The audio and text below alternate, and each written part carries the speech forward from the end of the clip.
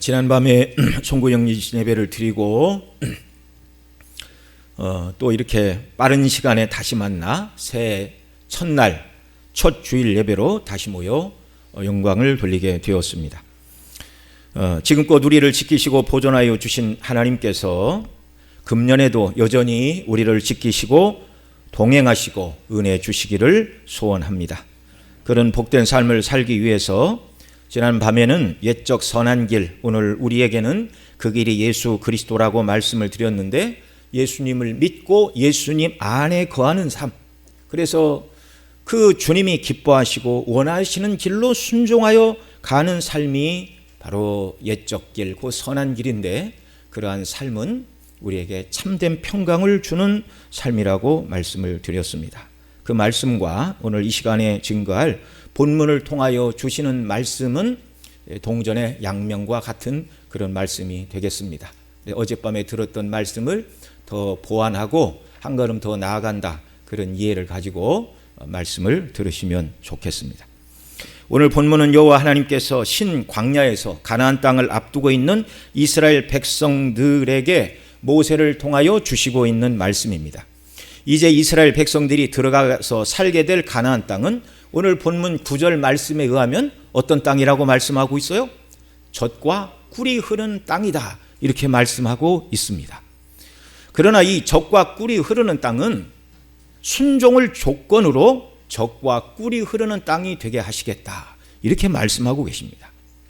왜 그런가 하면 이제 이스라엘 백성이 들어가서 살게 될 가나안 땅은요, 그들이 종살이하며 살았던 애굽 땅과는 판이하게 다른 곳이었습니다. 여러분 잘 아시는 것처럼 애굽 땅에는 나일강이 흐르죠.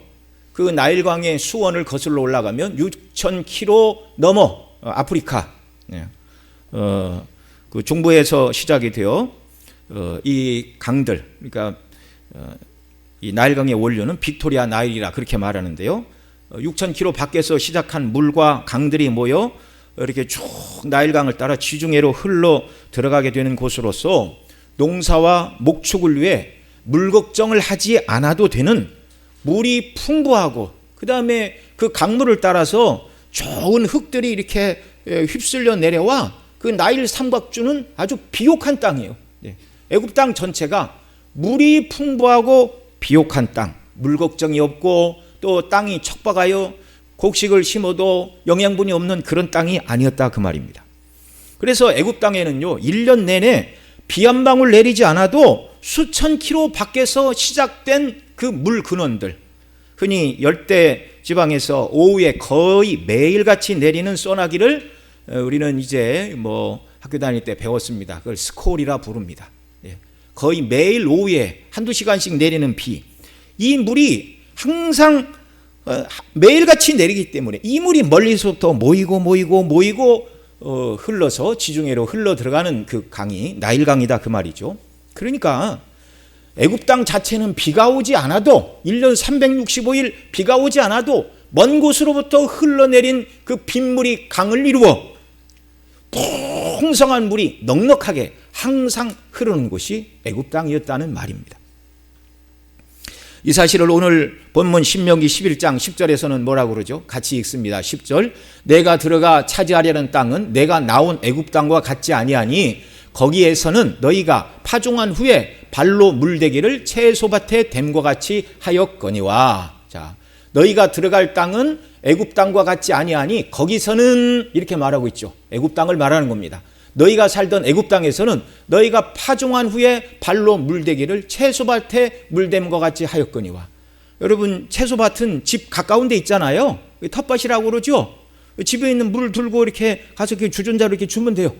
그렇게 손쉽게 물을 댈 수 있는 곳이 애굽 땅이었다, 이렇게 말씀을 하고 계십니다.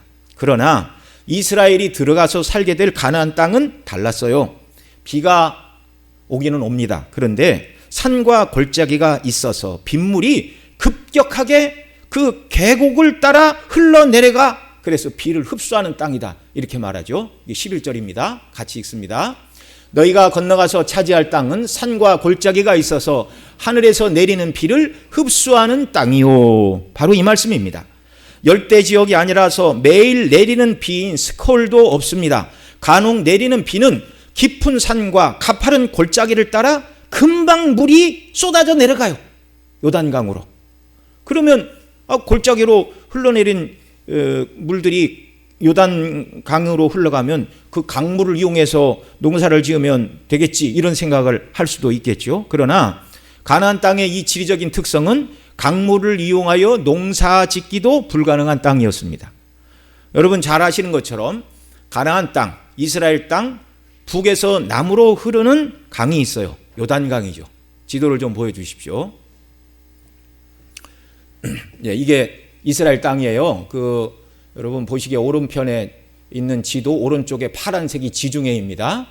지중해 연안으로 이스라엘 땅이 있고 위에서 아래로 흐르는 그 민트 색깔, 저게 이제 요단강이에요. 요단강. 그 위에 이제 표시를 해서 오른쪽에 보여주고 있죠. 오른쪽에. 그러니까 이 이스라엘은 이제 높은 산 헤르몬산의 눈과 비가 이렇게 녹아서 이제 아래로 흐르는 땅입니다. 그런데 이게 그 밑에 조금 내려오면 이제 메롬 호수라고 보이죠? 갈릴리 호수는 어딘지 아시죠? 그 포인터로 좀 찍어주세요. 네. 맨 아래 넓은 물이 사해이고 그 위에가 갈릴리 호수, 거기 예수님의 제자들이 물고기 잡던 호수 갈릴리 호수, 그 위에 조그마한 저기 있어요. 그 갈릴리 호수 위에 거기가 이제 메롬호인데 오른쪽에 지도를 보면 훌라 계곡이라 써 있죠. 옆에 있는 거기. 그래서 비가 적게 오면 강줄기가 드러나고 비가 좀 많이 올 때는 이제 호수를 이루어 메롬 호수라 그럽니다. 그러니까 북에서부터 헐몬산 또는 헤르몬산의 눈과 비가 내려서 메롬호를 거쳐 그 다음 이제 갈릴리 호수를 거쳐 요단강을 타고 쭉 내려가 이제 사해에 이르게 되는 것이 이스라엘 땅의 강입니다. 자, 그런데 이 요단강은 말씀드린 대로 협곡 사이에 있어요. 그러니까 갈릴리부터 사해에 이르는 그 요단강 그 줄기 양편이 높은 산봉우리로 되어 있다 그 말입니다. 높은 산봉우리로. 그래서 이렇게 물들이 내리면 급격하게 깊은 계곡으로 이렇게 쏟아져 들어가는데 위에 있는 갈릴리 호수 거기도 지중해보다 212m가 낮아요. 그 다음에 쭉 아래로 내려와 사해는 지중해보다 394m가 낮습니다. 그러니까 옆에 있는 지중해보다 평지인데 갑자기 높은 산이 있고 가파른 골짜기로 위에는 200m, 밑에는 400m 가까이 지중해보다 지표면이 낮다 그 말입니다. 이 말은 무슨 말이에요? 그러니까 너무 깊은 골짜기로 요단강물이 흐르니까 전기도 없고 양수기도 없던 그 시대에 요단강물을 퍼가지고 농사 지을 수 없는 땅이다 그 말입니다. 또 아래에 있는 호수, 우리가 흔히 사해라고 그러죠. 죽음의 바다.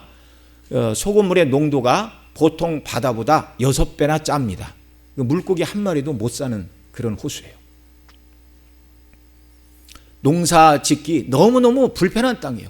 애굽 사람들이 볼 때 우리는 물 걱정을 안 합니다. 이 땅에는 비가 오지 않아도 저 멀리서부터 끊임없이 물이 내려옵니다. 그런데 가나안 땅은 그렇지 않았다는 거예요. 그런데 오늘 본문에서 하나님께서 그 백성들에게 뭐라고 하십니까? 너희를 이 땅으로 인도하여 들이신다 말씀하시면서 여러분 9절, 오늘 본문 9절 다시 읽습니다. 여호와께서 너희의 조상들에게 맹세하여 그들과 그의 후손에게 주리라 하신 땅, 곧 젖과 꿀이 흐르는 땅에서 너희 날이 장구하리라. 이 9절에서 가나안 땅을 설명하면서 세 가지로 말해요. 첫째는 그들과 그들의 후손, 조상, 곧 아브라함과 이삭과 야곱에게 그 땅을 주시겠다. 하나님이 맹세하신 그 땅이다 그렇게 말해요. 그러니까 지금 하나님께서 내가 너희 조상 아브라함과 이 땅을 주기로 맹약한 그 땅인데 그 땅을 지금 줄 거야. 조상들에게 맹세했던 그 땅이야. 인간적인 표현이지만 하나님이 지금 자랑 삼아서 이렇게 말씀하시는 거예요. 그 다음에 그 땅을 또 뭐라고 불렀다고요? 젖과 꿀이 흐르는 땅이고 그 다음에 그 땅에 들어가서 너희의 날이 어떻다고요? 장구하리라고요. 먹고 사는데 불편함이 없는 땅이 되게 하신다는 것입니다. 앞서 살펴본 대로 가나안 땅은 농사 짓기가 절대 만만한 땅이 아니었습니다. 그런데 어떻게 그 땅이 젖과 꿀이 흐르는 땅이요 그날에서 너희 생명이 장구할 것이라 말씀하십니까? 이 땅이 너무 좋은 땅이라 나는 너희 조상에게 맹세하였고 그 땅을 지금 준다. 이렇게 말씀하고 계시는 거예요. 자, 여러분 같으면 그런 땅을 내가 빼놨다가 특별히 너에게 주는 거야. 지금 이렇게 말씀하시는 거예요. 여러분 같으면 애굽 땅을 받겠습니까? 요단강에 그 이용할 수 없는 가나안 땅을 받겠습니까? 무슨 땅 받고 싶으세요? 인간적인 생각으로는 애굽 땅 받고 싶습니다. 그래요, 안 그래요? 물 걱정할 필요 없잖아요. 언제든지. 근데 이 가나안 땅은 비도 잘 오지도 않아요. 오면 그냥 계곡으로 쏟아져 내려가고 깊은 계곡이라 그물을 끼러서 농사 지을 수도 없고. 근데 하나님은 젖과 꿀이 흐르는 땅이다. 너희 생명이 길리라. 이 땅은 너희 조상에게 약속하신 그 땅인데 내가 너희에게 줄 거야. 사람들 말로 하나님 지금 왜 이러시는 겁니까?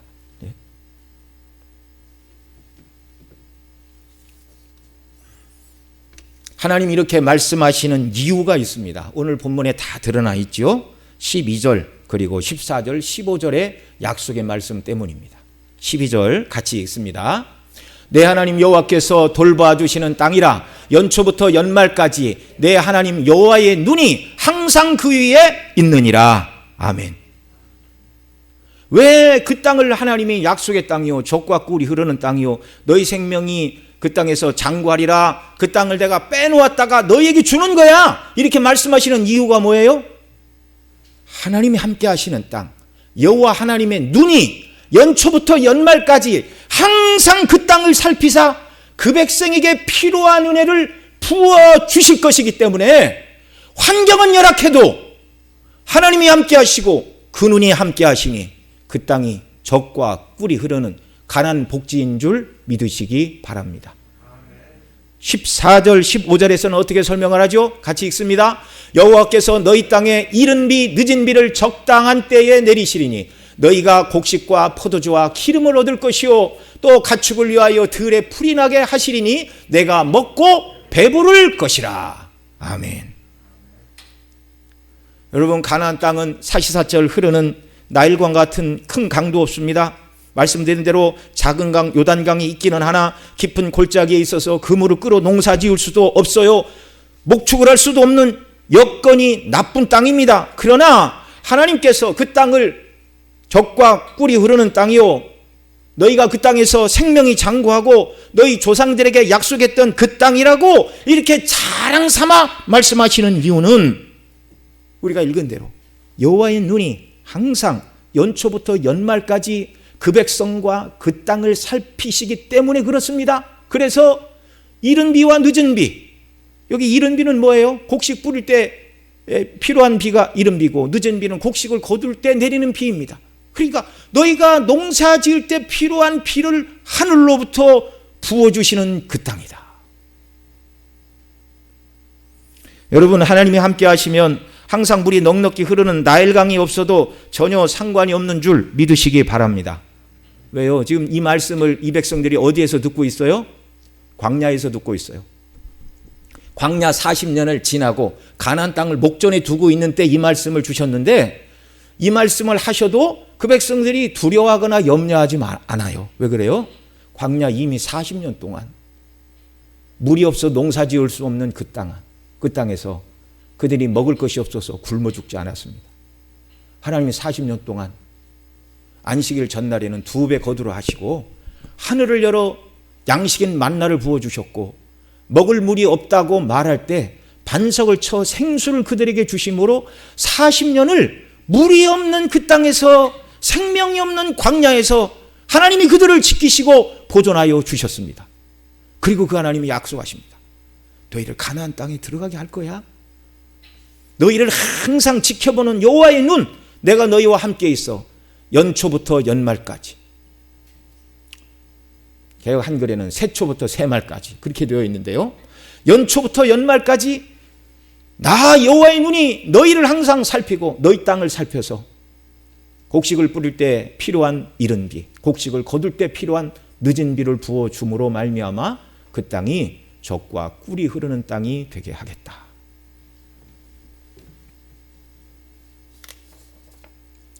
여러분, 왜 하나님께서는 1년 12달 비가 오지 않아도 물 걱정을 하지 않는 애굽 땅이 아닌 때에 따라 필요할 때 비를 내려주시는 가나안 땅으로 그 백성을 인도하시려 할까요? 가나안 땅이 아니고 애굽 땅, 하나님이 도와주시지 않아도 항상 물이 흐른다 이렇게 생각을 하면 사람들이 게으름에 빠집니다. 하나님 바라보지 않습니다. 주님 의지하지 않습니다. 내가 잘나서 농사가 잘 되고 모든 것이 다 되어 있는 줄 알아요. 그런데 그 애굽에서 빼내 하나님이 인도하신 땅은 날마다 하나님만 바라보게 하는 땅이에요. 여러분, 이게 복인 줄 믿으시기 바랍니다. 씨를 뿌릴 때 이른 비를 주십니다. 만일 그 땅이 씨를 뿌릴 때를 전후하여 비를 내려주시지 않는다면 뿌려진 씨앗들이 말라버려 싹을 틔울 수 없고, 또 계속 가물게 되면 바람이 불 때 티끌과 이 곡식의 씨앗이 함께 날아가 버리고, 또 장렬하는 태양의 열기로 뿌려진 씨앗이 마르고 부스러져 먼지가 되고 날아가 버리고 말 것입니다. 추수 직전에 늦은 비를 하나님이 내려주시지 않으면 곡식의 줄기가 말라 뿌리로부터 물을 빨아들일 수가 없으니 나달이 여물 수가 없고 빈 쭉정이만 서 있는 거예요. 그런데 그 땅이 젖과 꿀이 흐르는 땅이 되고 그 땅에서 이스라엘이 장구하게 살 수 있는 것은 말씀드린 대로 여호와께서 권고하시는 땅, 돌봐주시는 땅, 연초부터 연말까지 여호와 하나님의 눈이 항상 그들 위에 있어 그들이 농사짓는 땅을 바라보시고 필요할 때 이른 비와 늦은 비를 주시어 곡식 농사 짓는데 필요한 모든 은혜, 가축을 기르는데 필요한 모든 은혜를 주시어서 15절에 말씀하시는 것처럼 결론이 뭡니까? 내가 먹고 어떻게 된다고요? 배부를 것이라고. 배부를 것이라고. 여러분, 구약의 풍성한 소출과 배부를 것이다, 하나님을 경외하는 자들에게 주시는 복의 표현입니다. 예. 근데 이제 신약에 와서는 복의 실체가 오셨으니 물질과 건강과 장수 이렇게 말하지 않고 그 복이 예수 그리스도 안에서 누리는 참된 평강이고 기쁨이고 천국에 대한 소망이라고 직접적으로 바꿔서 말씀을 하세요. 여기 신명기의 말씀은 과거 3500년 전 출애굽한 이스라엘 백성들만 위해서 기록된 말씀이 아닙니다. 이 말씀은 오늘 저와 여러분을 위하여 주시는 말씀인 줄 믿으시기 바랍니다. 예수 그리스도를 믿어 구원받은 저와 여러분은 이미 모두 애굽 땅을 벗어나 가나안 땅에 들어와 있는 자들임을 믿으시기 바랍니다. 애굽 땅은 비유라고 말씀을 드렸죠. 죄악의 땅, 거듭나기 이전의 땅, 그 땅을 다스리는 바로는 사단의 상징이라고 말씀을 드렸습니다. 그 땅에서 저와 여러분을 예수 그리스도의 피, 유월절의 피, 문인방과 설주에 바르게 하시고 그 피로 우리를 구원하사 홍해를 건너게 하셨어요. 이 홍해를 건너는 사건을 고린도서 10장에서는 광야와 사막을 건너면서 너희가 세례를 받았다 이렇게 말하고 있습니다. 홍해를 건너는 것이 세례 사건이라고 이렇게 설명을 하고 있어요. 물을 건넜어요. 그 물을 지나면서 애굽의 삶은 죽었어요. 그리스도와 함께 옛사람은 죽고 홍해를 건너므로 말미암아 그리스도와 새 사람이 되었고 우리는 광야 길을 걷고 있지만 영적으로는 이미 가나안 땅에 들어가 있는 자들임을 믿으시기 바랍니다. 예수님을 믿음으로 사단의 권세에서 사랑의 아들의 나라로 옮겨진 바 된 자들, 비유적으로 말씀을 드리면 이미 영적으로는 가나안 땅에 들어간 자들이에요. 사도 바울이 에베소 2장 6절에 말하는 것처럼 그리스도와 함께 하나님 보좌 우편에 이미 앉아 있어요. 영적인 자리이고 현실은 광야와 같은 인생길을 가고 있는 것입니다. 가나안의 백성인 저와 여러분을 위하여 여호와 하나님의 불꽃 같은 눈이 지금도 연초부터 연말까지 우리와 항상 함께 계심을 믿으시기 바랍니다. 하늘의 태양을 누가 지으셨어요? 하나님 지으셨어요. 그 태양이 빛나고 있는 한 하나님의 눈이 여전히 우리를 지켜보고 계심을 믿으시기 바랍니다. 모든 창조 만물이 하나님이 우리를 지키고 보호하신다는 모든 것들이 증거물이에요. 증거. 신약에서 예수님은 뭐라고 그러셨죠? 마태복음 28장 20절 하늘로 승천하시기 전에 이렇게 말씀하셨습니다. 볼지어다 내가 세상 끝날까지 너희와 항상 함께 있으리라. 세상 끝날까지 너희와 항상 함께 있으리라.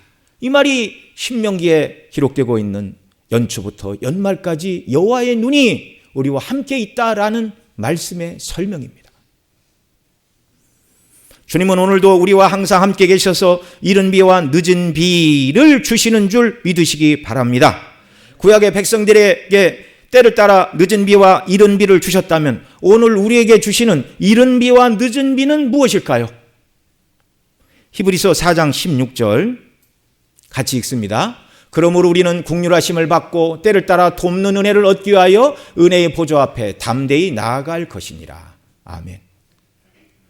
그 백성들에게 때를 따라 주시는 이른 비와 늦은 비의 은혜는 신약의 백성인 저와 여러분에게 주시는 때를 따라 돕는 은혜인 줄 믿으시기 바랍니다.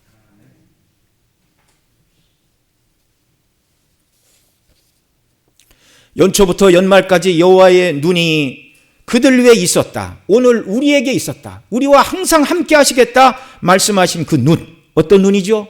모든 것을 아시는 전지하신 눈입니다. 또 우리에게 필요한 모든 것을 공급하시기 위하여 쳐다보시는 사랑의 눈인 줄 믿으시기 바랍니다. 하나님은 보고 아시기만 하고 상당히 어렵네, 고통받고 있네, 그냥 하나님 밖에서 일어나는 일이 아니에요. 인간적인 표현으로 제가 이렇게 말씀을 드렸지만 우리에게 일어나는 모든 일들은 다 누구의 주관과 섭리 가운데 일어나는 일이라고요? 하나님의 섭리 주관. 하나님이 때로 순경도 만나게 하시고 어려움도 만나게 하십니다. 우리가 당하는 모든 것들을 하나님 다 어떻게 하고 계신다고요? 보고 계신다고요.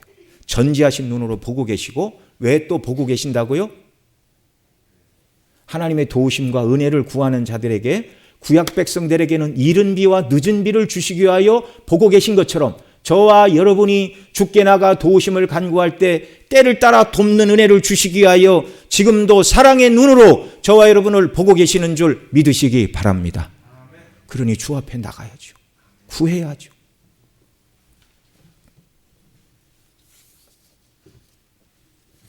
모든 것을 아시는 전지하신 눈, 모든 필요를 공급하시기 위해 그 백성을 살펴보시는 사랑의 눈 가운데 이스라엘 백성들이 하나님을 사랑하고 순종하는 자들에게는 이른 비와 늦은 비를 충만히 주시어 삶에 필요한 은혜를 주셨어요. 이 이른 비와 늦은 비, 우리에게는 때를 따라 돕는 은혜, 이것이 이제 두 가지로 나타나죠. 예수님이 주기도문에서 우리에게 기도하라고 가르쳐 주신 대로 일용할 양식을 주옵소서. 때를 따라 돕는 은혜는 순례길을 살아가는 데 필요한 육신에 필요한 은혜도 하나님이 주신다고 약속하신 줄 믿으시기 바랍니다.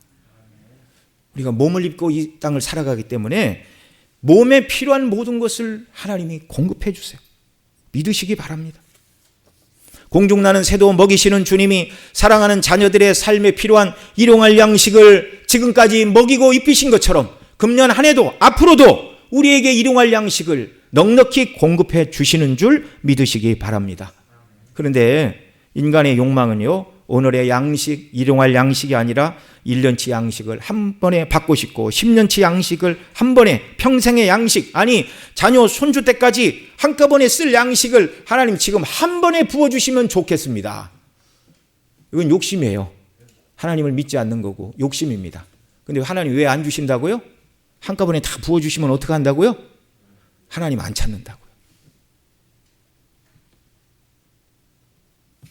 하나님의 방식은 오늘 본문이 말하는 것처럼 그 백성을 의지하고 나갈 때 그때그때 필요한 이른 비와 늦은 비를 주시는 은혜, 항상 물이 넘치는 애굽 땅이 아니라 그리스도인의 삶은 늘 하나님과 생명의 교통 속에 살기를 하나님이 원하시는 거예요. 필요한 은혜를 가지고 주 앞에 나가 간구하기를 원하시는 겁니다. 늘 깨어서 하나님과 동행하는 순종의 삶을 원하시는 거예요. 이 하나님께서 또한 저와 여러분에게 필요한 영적인 은혜를 부어주심도 믿으시기 바랍니다. 때를 따라 돕는 은혜 첫째는 일용할 양식이요, 두 번째는 영적인 은혜인데, 사단의 유혹에 걸려 넘어가지 않도록 이길 힘과 은혜를 부어주시고, 그래서 항상 불꽃 같은 눈으로 우리를 지켜보시고 영적으로 목마른 저와 여러분들에게 날마다 생명수를 주시기 위하여 주님은 기다리고 계신 줄 믿으시기 바랍니다. 그러니 저와 여러분의 눈도 아버지 하나님과 우리 주 예수 그리스도를 바라봐야 됩니다. 하나님이 우리를 보시니 우리도 하나님을 바라봐야 돼요.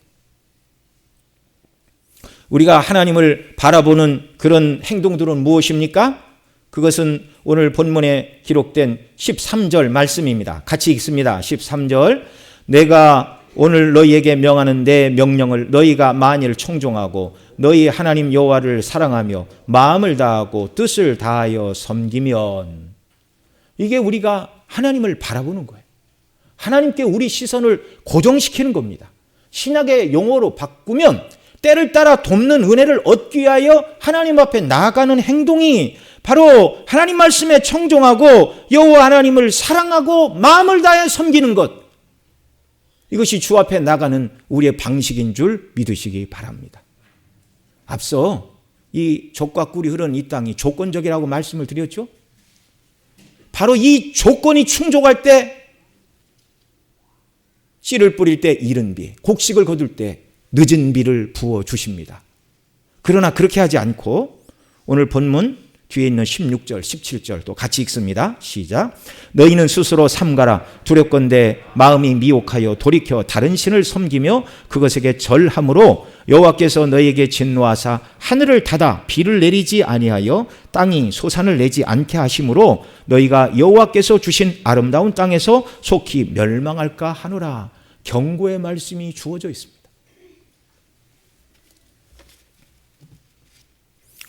그 백성을 사랑으로 지켜보시는 여호와 하나님의 눈, 우리 주님의 눈, 당신의 백성의 필요를 보시고 긍휼을 베풀어 주실 뿐만 아니라 그 백성들이 마음이 미혹되어 다른 신들을 섬기고 그것에게 절하여 하나님의 진노를 받아 하늘문이 닫히는, 그래서 씨를 뿌릴 때 이른 비를 주시지 않고 추수 때 늦은 비를 주시지 않을 수도 있다는 이 경고의 말씀을 우리가 함께 받아야 돼요.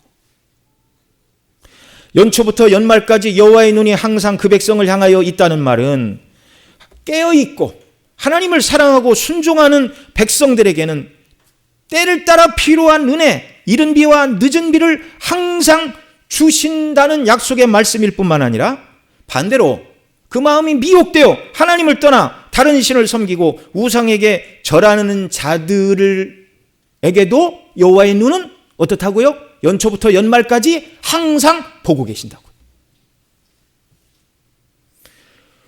오늘 부활의 주님 하나님 보좌 우편에 계신 우리 주께서 또한 저와 여러분들을 날마다 지켜보시는 줄 믿으시기 바랍니다.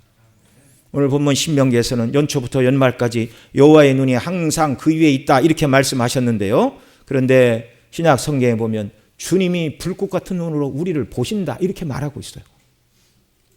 요한계시록 14장 14절 부활하신 우리 예수님을 말하되 어떻게 말합니까? 그 눈은 불꽃 같고, 그 다음에 요한계시록 2장 18절에서도 그 눈이 불꽃 같고, 요한계시록 19장 12절에서도 그 눈은 불꽃 같고라고 요한계시록에서 3번씩이나 우리 주님의 눈이 불꽃 같다. 근데 불꽃 같은 그 눈을 가지고 계신 주님이 어디 계시냐면 1장에 보면, 우리가 이제 다음 주에는 요한계시록 다시 강의를 할 텐데요.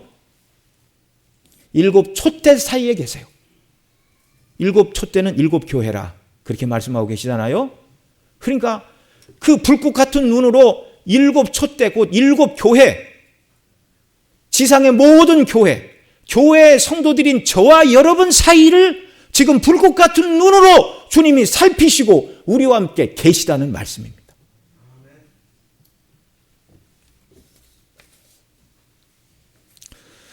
자, 이 예수님의 눈이 불꽃 같다라는 이 말은요, 주님의 불꽃 같은 눈 앞에서는 그 어떤 것도 숨길 수 없다는 말입니다. 감추인 모든 것을 다 꿰뚫어 보시는 눈이라는 말이에요. 불꽃 같은 눈 앞에는 아무것도 숨길 것도 없고 모든 것이 그대로 다 드러나게 되는데 성도들의 심령 깊숙이 숨겨진 모든 것도 다 드러내시고 아시는 주님이라는 말입니다. 여러분 늘 드리는 말씀이지만 신앙은요, 하나님과 구원받은 자녀인 저와 여러분들의 인격적인 생명의 교제가 신앙생활의 핵심입니다.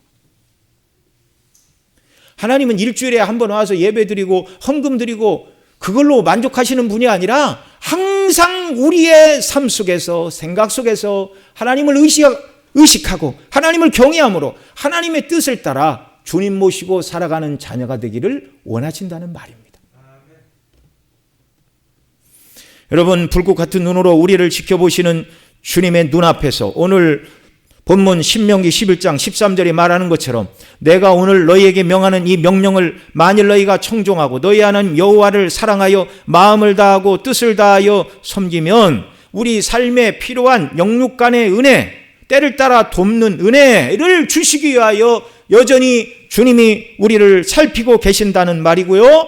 또한 여호와를 청종하지 않고 예수 그리스도를 사랑하지 않는 자들, 주의 뜻대로 순종하지 않고 내가 원하는 삶의 방식을 따라 세상을 사랑하고 우상을 숭배하는 자들도 주님이 여전히 불꽃 같은 눈으로 우리를 보고 계신다는 말입니다.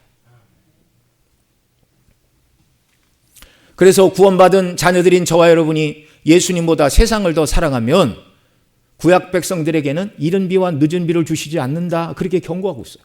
오늘 저와 여러분에게는 징계하신다는 말입니다. 내 사랑을 받고 내 품을 떠나 세상 길로 가면 다시 돌아오라고 미워서 끊어내는 징계가 아니라 사랑하셔서 돌아오라고 품에 안으시는 징계를 하시는 아버지 하나님이신 줄 믿으시기 바랍니다.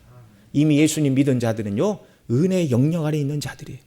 징계는 받으나 사랑하는 자녀이기 때문에 징계하심을 믿으시기 바랍니다.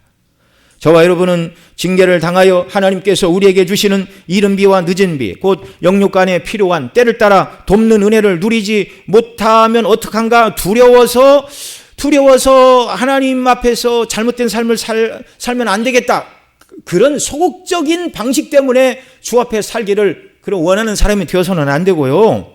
하나님을 근심하게 하고 하나님의 사랑에 부합하지 못하는 것이 있을 수 없는 그리스도인의 수치라고 우리는 여겨야 되는 것입니다. 받은 은혜에 어떻게 바르게 보답하며 살아갈까, 이걸 고민하고 염려하고 하나님을 기쁘시게 하여 살아가는 금년 한 해가 되는 역사가 우리에게 있기를 바랍니다.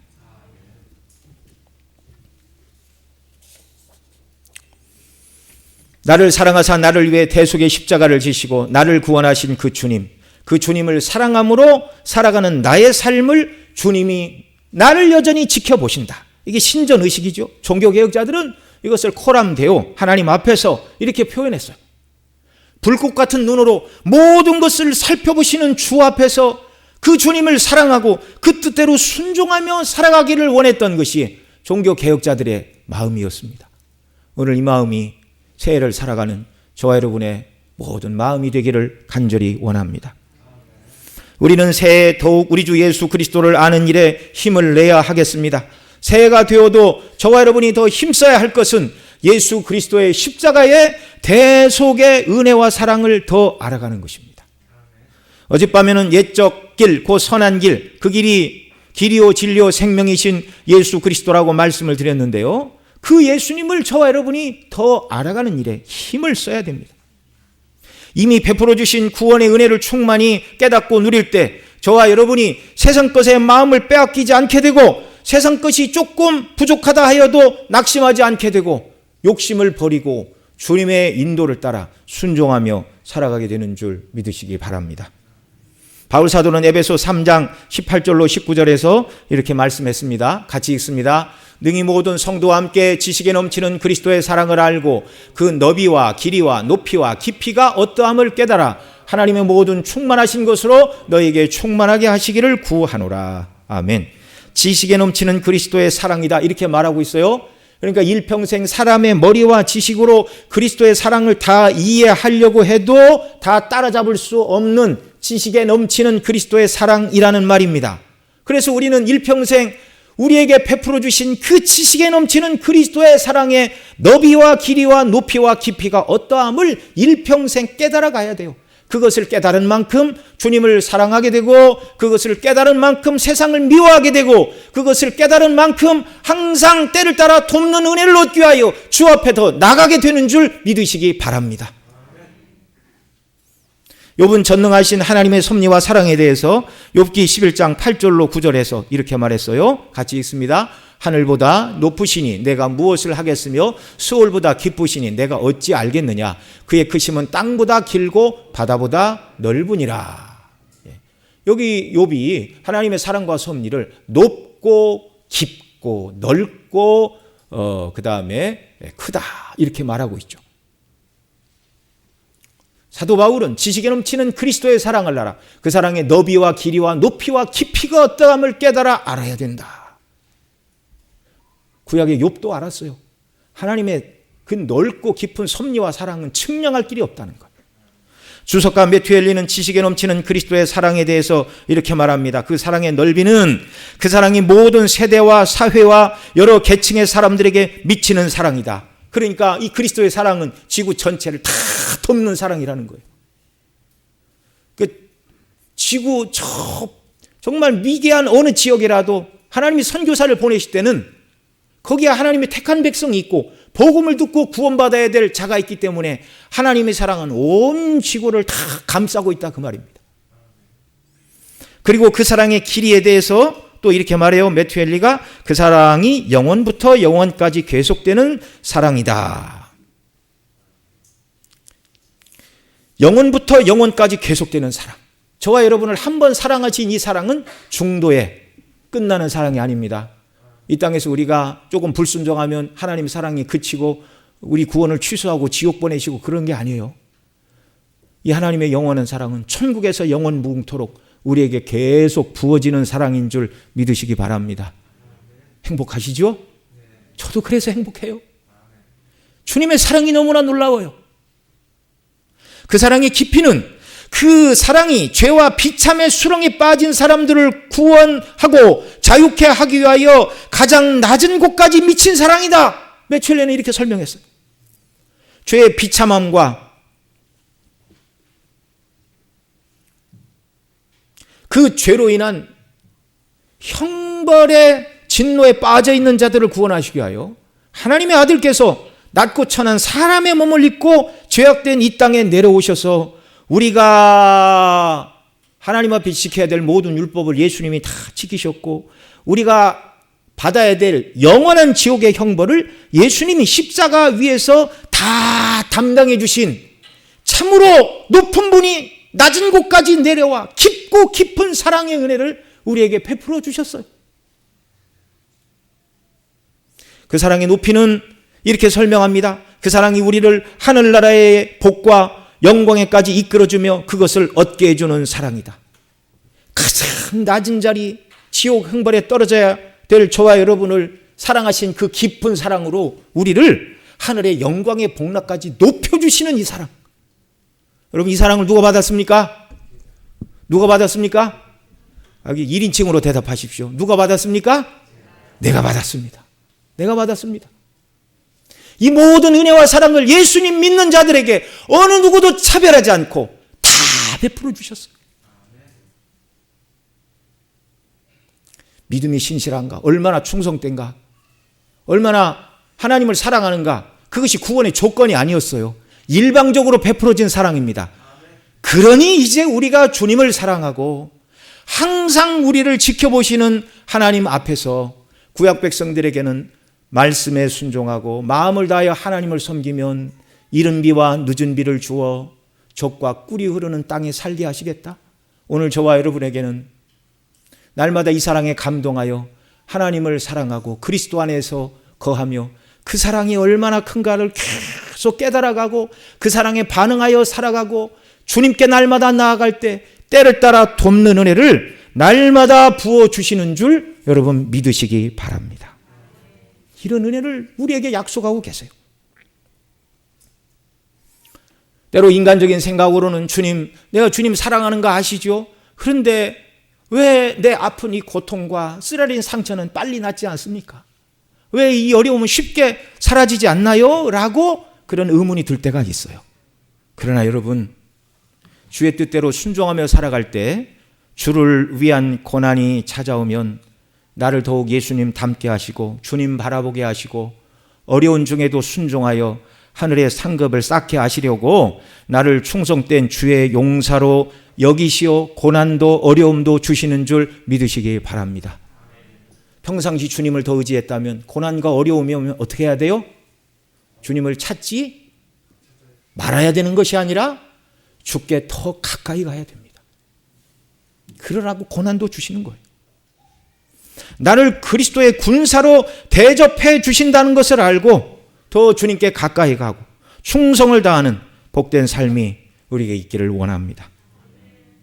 이런 성도를 불꽃 같은 눈으로 살펴보시는 우리 주님께서 저와 여러분이 하늘의 본향을 바라보고 살아가는 데 필요한 모든 은혜, 이른 비와 늦은 비, 그리스도 예수 안에 있는 자들에게 때를 따라 돕는 은혜, 곧 영육간에 필요한 모든 은혜와 필요를 항상 넉넉하게 채우시고 기쁨으로 평강 가운데 살아가게 하시는 복된 한 해 되게 하시기를 원합니다. 기도하시겠습니다.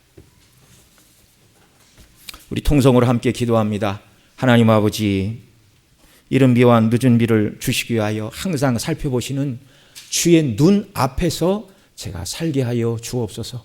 구약 백성들에게는 마음과 뜻을 다하여 주를 사랑하라 하셨고 신약의 백성들도 마찬가지죠.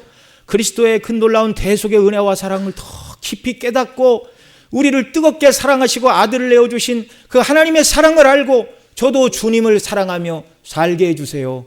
이렇게 은혜의 보좌 앞에 예배와 기도로 나아가고 이런 자들에게 주시는 때를 따라 돕는 은혜를 충만히 받고 주의 뜻을 이루어 승리하며 영광을 돌리며 하나님을 기쁘시게 하고 또 참된 평강과 은혜 가운데 거하는 금년 한 해가 되는 은혜를 베풀어 주옵소서.